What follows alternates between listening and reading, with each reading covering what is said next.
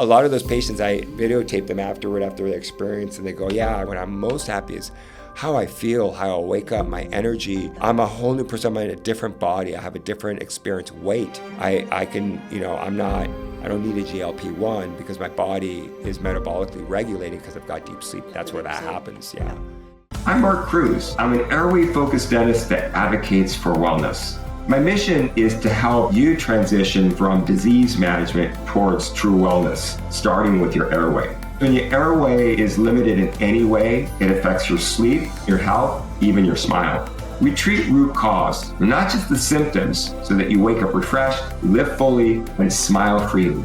Visit our website, markacruzdds.com. Breathe, sleep, and be well.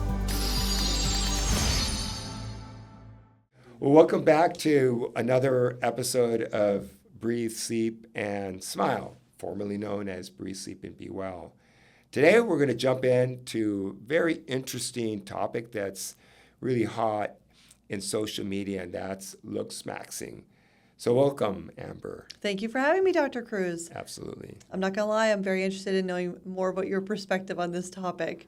So Looksmaxxing, what TikTok gets right and actually gets dangerously wrong. There's a lot of young people that are looking at Looksmaxxing. So, millions of teenagers are trying to reshape their jaw, fix their breathing on TikTok.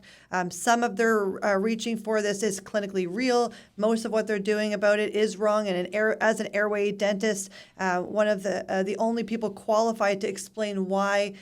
Elaborate a little bit more for even people that are like, what in the heck are we even talking about right now? Yeah. It's interesting. I know when I started hearing more about this, and of course it started with the term mewing, based on John Mew, who is a friend who's now passed away, and his son, Mike Mew. We talked about this, back some years ago. And interestingly, his idea was to leverage social media to raise awareness about what was very controversial in the UK and still is in the interventions of BioBlock orthotropics. Is basically growth guidance of the face. And so he got a lot of traction. As you know, it's over 1 billion hits worldwide. Yeah. But then that really woke up a giant a bit. And I look at Looksmaxxing, and I have some patients that are really into that and influencing in this domain, if you will. Is somewhat of a canary in the coal mine, is the way I look at it, is that they don't really quite understand. But more and more now with social media and TikTok and Instagram, people are talking to each other. They're frustrated with not getting the answers that they want. And in the age of information where you can really, search and find answers for yourself, you could start maybe coming up with some solutions. And I think a lot of that, Clavicular is one of the big names, is trying to figure some things out. So I don't blame anyone for trying to do that, but I do think that it's somewhat dangerous. And the problem is that the need isn't being met by allopathic healthcare. How do you start a conversation with any provider about changing the face? Right. You take control either by supplementing or by changing your environment in some way, using a hammer to smash your face, for example. That's crazy. I've seen it. Yeah. Yes. So, posturing, your jaw forward, growing facial hair, you become aware of your facial aesthetics, the balance, if you will. And that's, really interesting. But the problem is that at the age that these influencers are doing it, it's already too late. Right. Because the face is already grown. And so it makes an argument for early intervention. But yet, if I could just say one last thing, more importantly, we're missing the health and wellness part of it. Right. Because form follows function. If you want to change the form of what you see in the mirror, maybe you start asking yourself about, the overall health in dots that maybe you're not connecting. Right. And again, this is what this podcast is all about. Yeah, exactly. I mean, I really love where we're going with this, and I love this topic. I think a lot of people are going to be really interested to know more about it. I mean, there's something real underneath it. the human jaw has actually gotten smaller across generations. So we've seen that in pictures. Yes. I was in another doctor's office, and he was showing pictures of ancestries of just how slick their jaws were, how wide their jaws were back in the early 30s, 40s, 50s to compare to now, to to what our ancestors look like. So what's actually driving that, and why should people even care beyond just aesthetics? What could be that driver? Yeah, so that's an underpinning of the curriculum that we've been teaching for over 15 years is understanding what I call the anthropologic standard. That we should be treating our patients towards a standard that's anthropologic versus the current standard that exists now that's already diseased. That's very well documented. The problem is that it's in the literature that doesn't really penetrate healthcare. It's in the anthropology literature. So most physicians or dentists aren't reading anthropology papers on the problem. And that kind of creates a little bit of a disconnect. Why is our face changing? And we know that clearly it is, and it's accelerated since the Industrial Revolution about 500 years ago, where we dramatically changed our environment, or the environment in which a baby grows at the beginning of the Industrial Revolution. In fact, as an aside, I and 3 other colleagues have been working on a study that we will be publishing soon, looking at the anthropology of the early medieval period, where we're looking at skulls, and we got permission through anthropologists worldwide, using calipers from the UK from certain very specific burial sites, looking at over 300 skulls very accurately, and they had to meet certain criteria as far as they had to be intact, both the lower jaw and the upper jaw. They were using calipers, and I chose 5 very, very specific measurements that really related to breathing, the facial skeleton of how we breathe. And that was matched, gender and age, to contemporary populations using sophisticated 3-dimensional software called Procrustes software, using CBCT, which is cone beam computed tomography. And I have probably the best known oral and maxillofacial radiologist in North America that was looking at that data using those measurements. And we did a comparison. And amazingly, all 5 of those very important measurements have changed dramatically in just 500 years. Wow. So it's happened too quickly to be explained by evolution. And yet it's largely been missed. And yet, if you really think about culturally, we really know it. So I think everyone knows about The Simpsons, right? It's this cartoon that people watch. And if you look at all the caricatures, the artists that draw those caricatures draw them as already retrusive. There's like not much of a jaw, there's facial. It's almost funny when you start looking at it. Right. So it's already baked into our psyche, in our society. And this is just the way we are.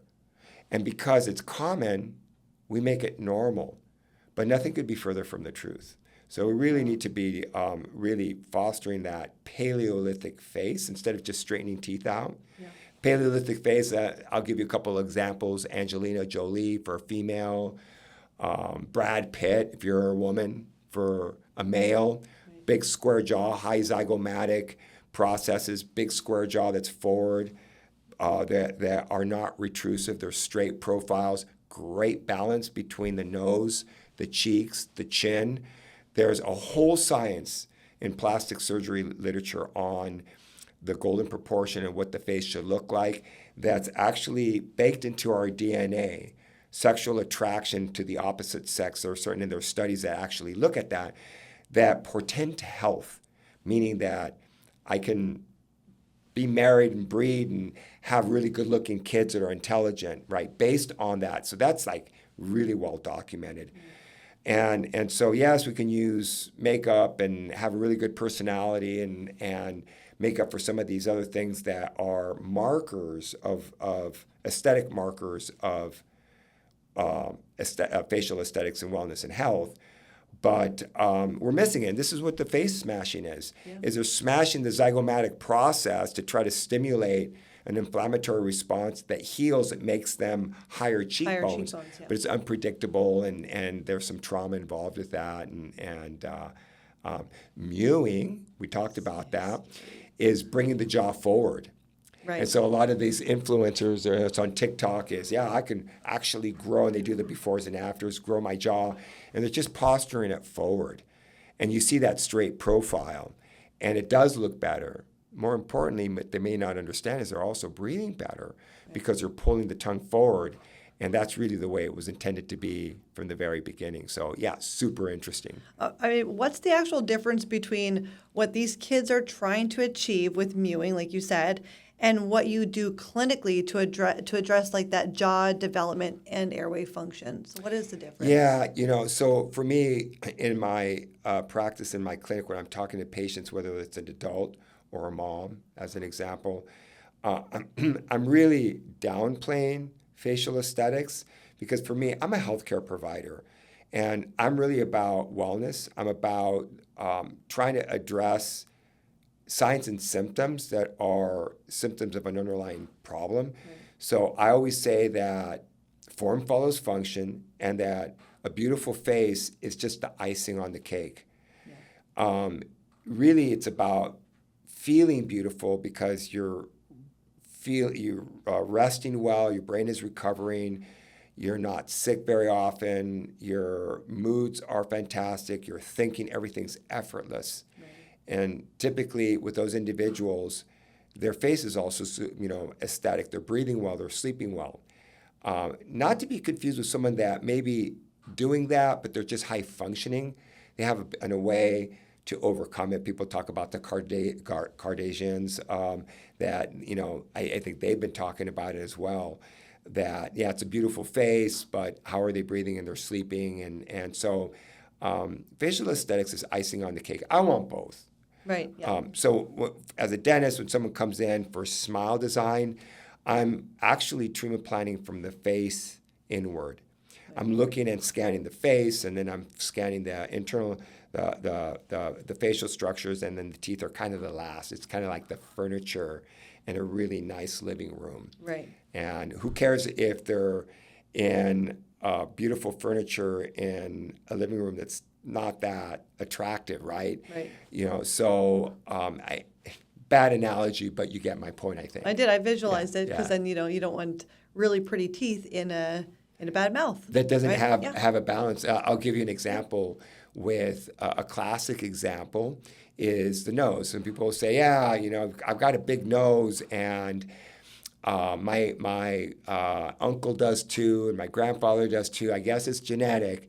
And the truth be told is that although there are some genetic predilections within certain ethnicities that there may be a little bit larger nose versus, let's say, an Asian population, Pacific Rim population that tends to have smaller noses proportionally, there is that factor. But by and large, it's really about the proportion. And most of the time when you're looking at someone that's got, quote unquote, a big nose, it's not so much that they have a big nose, is that they have an underdeveloped upper and lower jaw. So it makes it look sticking big. Out more. Yeah. So if their mid-face and their lower jaw were more proportionally fully grown, they don't have dental crowding, that nose now looks very, very different. And then the last thing is if you look at the hump on the nose, a lot of people have on profile, that's almost pathognomonic to what we call bimaxillary retrusion, where the face is growing downward and back, and the cartilage gets pulled off of the hump on the nose, and then they'll go to a plastic surgeon to remove that hump to have a better nose. I kind of joke that what the plastic surgeon's doing is removing the one part of the face that's in the correct place. Right. What they really should be doing is growth guidance or moving the jaw forward. And that's where our clinical protocols come in. Okay. Skeletal expansion, clear aligners, elastics, corticotomies, all these things that we could relatively non-invasively do to make an absolutely gorgeous face, but most importantly, that sleeps well because it breathes well. Right. I like that. Yeah. I feel like I want to make an appointment. Yeah. No, you're beautiful. How can you We'll get rid of the double chin, and we can widen up that chin. How can you improve on perfection? But yeah, it is possible. It's I mean, I don't even like looking in the mirror because I know It's already too late for me. There's always something. Yeah. So the dangerous end of this trend is something called bone smashing. So you Yeah, mentioned it a few yeah, times. I mean, yeah. I get like shivers in my spine just thinking of it. Yeah. People are literally hitting their face Yeah. to reshape. Okay. Yeah. So what do you see clinically that's the real world version of a jaw that did not develop properly? Oh, gosh. Well, again, what I focus on in the courses that I teach with my colleagues is the concept of the medical indications for why we would implement a dental intervention. So the way we're trained in dental school is we're dentists focusing on dental structures, which is fine. That's orthodox, makes sense. But I think the paradigm shift is really stepping back, again, looking at the patient attached to those structures and looking at the facial skeleton and how it developed very early on. From right when you're born is when the problem starts, potentially, and then it just spirals through growth and development, and it's missed. It's missed by the pediatrician. It's missed by the pediatric dentist. It's missed by the orthodontist, the general dentist. And so it's supervised neglect, if you will, because I know colleagues that have gone through the curriculum when they say, oh my gosh, once you see the airway problem, you can't now not see it. Moreover, you see it's everywhere. Even my patients will come in, kids will come in and go, oh my God. I was in my class and I start seeing it, I go, oh my God, that kid that's acting out and everything. And I look at it, it's like, he's got an airway problem, Dr. Cruz. Well, what should you say? I go, look, just stay in your desk. Listen to your teacher. It's not your problem to solve, but you kind of get breathing my meaning. heavy and he has anxiety. Yeah, he is, exactly. And I actually did have that situation with my son back in the day when he was in middle school, where we'd come in and there was a particular kid that, attempted suicide. He was depressed, and he knew it because he saw he was really retrusive, so he saw those markers. Yeah. So once you see it, you can't not see it. Yeah. And then as a provider, when you're fluent in it, you start asking questions, and what's amazing is how the dots fall into place. And the patient will say, well, how did you know that? No one's ever asked me that. Yeah. And then you start going out and you saying things, and it's just rewarding because at the end of it, you could really save that patient a lot of heartache and give them a better quality of life. And that's why we went into healthcare. Really, it's not to make someone prettier. Yeah. Yes, that. But you can. But you can, and that is important. But a lot of those patients, I videotape them afterward after their experience, and they go, "Yeah, I really like what it is." And honestly, I wasn't that disappointed, with how I presented. But what I'm most happy is how I feel, how I wake up, my energy. A whole new person. I'm a whole new person. I'm in a different body. I have a different experience. Weight. Yeah. I can, I don't need a GLP-1 because my body is metabolically regulating because I've got deep sleep. That's where that happens. Yeah. Okay, so if a parent is actually watching their teenager mouth breathe, snore, or have a recessed chin, and they've gone kind of down that mewing rabbit hole online, what would you actually want them to do? What would be your recommendation? Yeah, so there's a lot to unpack in what you just said in those few sentences. I'll just first comment on the mouth breathing. Yeah. So let's just understand that mammals, of which Homo sapien is one in that family, does not breathe or exchange gas through the mouth. Every mammalian species only breathes through the nose. And don't confuse a dog that's panting as gas exchange. That's heat exchange. Right. So we as humans... Very interesting. Yeah. I'm thinking about that. Yeah.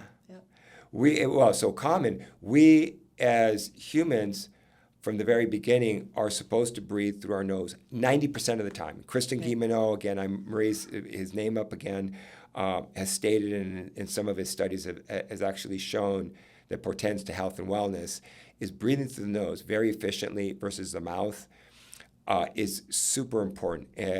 Now, we have oral tidal breathing, we'll call mouth breathing as a result of language. Like right now, I am taking in air and exchanging gas by having language.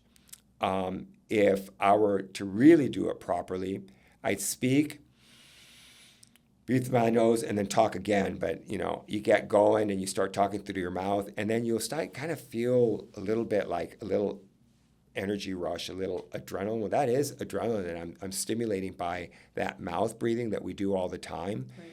And so we're supposed to be breathing through our nose 90% of the time. And if you can't, that's a problem. So a child that's mouth breathing is likely also one that's snoring, or they have really poor quality sleep. And then they have a bunch of other things that we're not going to talk about in this particular podcast that are major problems.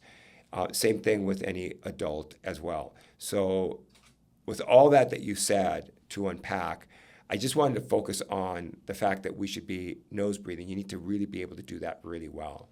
Okay. When you mentioned that about the kids, I think that's a whole nother episode that we'll definitely go down to. Yes.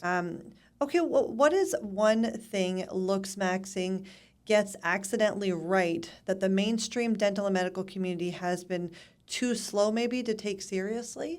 Well, maybe I go back to form follows function. Right. What those influencers really want is to look in the mirror and maximize their facial appearance. Because it's a face that is what is our externally facing the world. Yeah. People come up to us, they're interviewing us, they're making judgments on, do I like this person or not? I'm not saying it's a right or a wrong, but it's the truth. It's what we are showing to the rest of the world of who we are. And when you look in the mirror, doesn't anyone like to feel good about what they see? Right. So if you just got in a barroom fight and you've got a black eye and a broken nose, you don't want to look in the mirror too often, right? It doesn't look right, as an example. But if you look at just beautiful facial balance, high cheekbones, you don't even need makeup. Honestly, makeup is largely to accentuate what's not there. Yeah. You highlight what you want to see, create shadows what you don't, the negative space to give that I like what I look like. So I think they got that part of it right. And that's really what they're after. Yeah. They're not really thinking about the health consequences. I think that is important. Yeah. Do you have anything that you want to leave off of with this topic before we dive into the next episode? Yeah, I think I'll just say, let's just be careful on the information that we consume. Let's really be thoughtful and think about how we process that information. We know that this particular influencer ended up in the hospital recently, and for some decisions that he took into his own hands. Not a right or wrong, it's just, feel bad. I think we need to be careful in that regard. And I think doctor by Google has its problems. But I also get it if you're not getting the answers or the information or the time from the healthcare provider, that's also a problem. So we'll continue talking about these as a theme in our podcast. So thank you for asking that last question. Absolutely. And I think people should really carefully give it some thought before they put a hammer to their face. Yeah, absolutely. We'll leave it with that. Thank you. Yeah, good. Thanks, Dr. Cruz. Yeah, it was my pleasure. Thank you.